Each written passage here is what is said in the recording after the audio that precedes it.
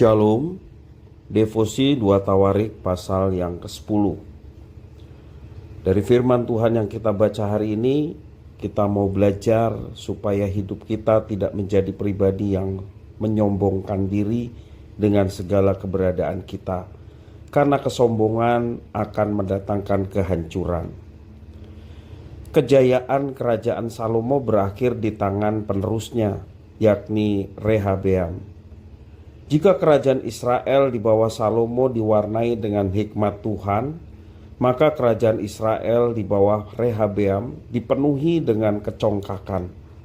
Inilah yang menjadi awal terpecahnya kerajaan Israel menjadi utara dan selatan. Ketika Rehabeam naik tahta menggantikan Salomo, ia diuji dengan masalah. Yerobeam bersama sejumlah rakyat datang menghadap Rehabeam untuk meminta keringanan beban yang dirasa terlalu berat pada masa Salomo. Alih-alih berhikmat dan memecahkan masalah tersebut, Rehabeam justru menjadi sombong. Ia merasa dirinya hebat sehingga ia tidak mau mendengarkan nasihat orang-orang tua, tetapi sebaliknya lebih mendengarkan nasihat yang menunjukkan kecongkakan dari orang-orang muda. Ayat yang ke-8-11 mengatakan demikian. Tetapi ia mengabaikan nasihat yang diberikan para tua-tua itu, lalu ia meminta nasihat kepada orang-orang muda yang sebaya dengan dia dan yang mendampinginya. Katanya kepada mereka, "Apakah nasihatmu supaya kita dapat menjawab rakyat yang mengatakan kepadaku, 'Ringankanlah tanggungan yang dipikulkan kepada kami oleh ayahmu'?" Lalu orang-orang muda yang sebaya dengan dia itu berkata, "Beginilah harus kau katakan kepada rakyat yang telah berkata kepadamu, 'Ayahmu telah memberatkan tanggungan kami.' Tetapi engkau ini, berilah keringanan kepada kami. Beginilah harus kau katakan kepada mereka, 'Kelingkingku lebih besar daripada pinggang ayahku. Maka sekarang ayahku telah membebankan kepada kamu tanggungan yang berat, tetapi aku akan menambah tanggungan kamu. Ayahku telah menghajar kamu dengan cambuk, tetapi aku akan menghajar kamu dengan cambuk yang berduri besi." Demikianlah dikatakan Rehabeam kepada rakyatnya. Kita perhatikan ada dua kesalahan besar yang dilakukan oleh Raja Rehabeam. Yang pertama, ia mengabaikan nasihat bijak dari para tua-tua yang pernah bersama-sama dengan Raja Salomo ayahnya dan mengikuti nasihat yang menyesatkan.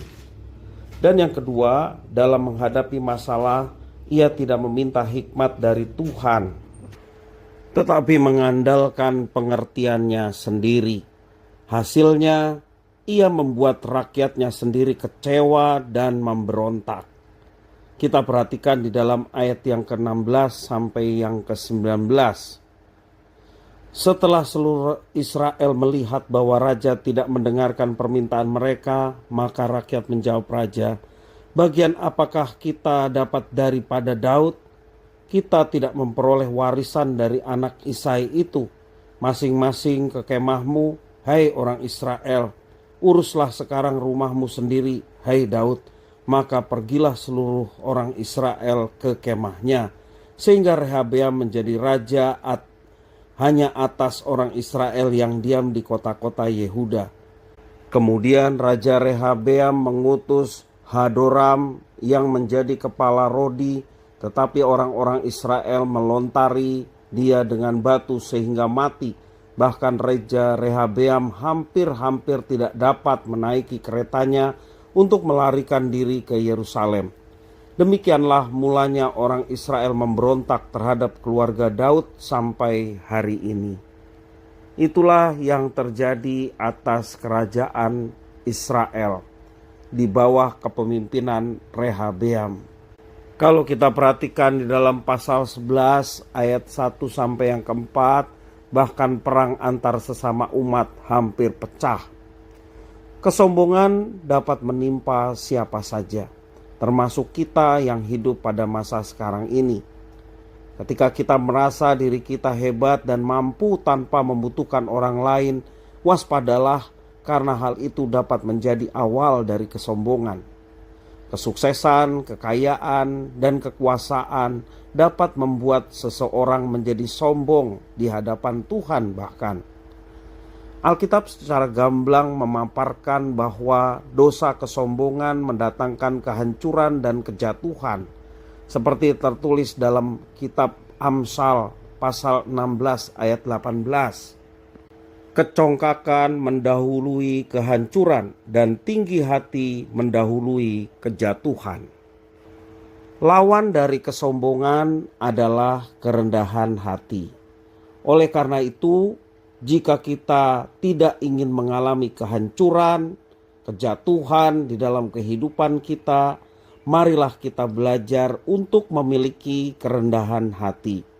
Janganlah merasa bahwa diri kita hebat dan tahu segalanya. Sebaliknya, baiklah kita senantiasa mau mendengarkan nasihat yang bijaksana, apalagi nasihat yang diberikan bersumber dari firman Tuhan. Mari kita cari selalu Tuhan dan hikmat Tuhan dalam hidup kita, supaya kita terhindar dari dosa kesombongan yang sangat amat dibenci oleh Tuhan, dan memiliki kerendahan hati dengan menjaga hati kita supaya senantiasa diberikan hikmat Tuhan dan kita tidak salah melangkah, tidak tersesat dalam menjalani kehidupan.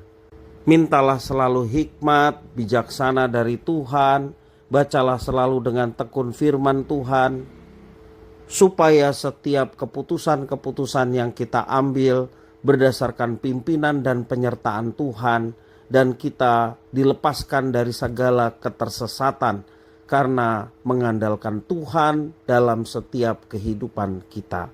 Tuhan Yesus memberkati.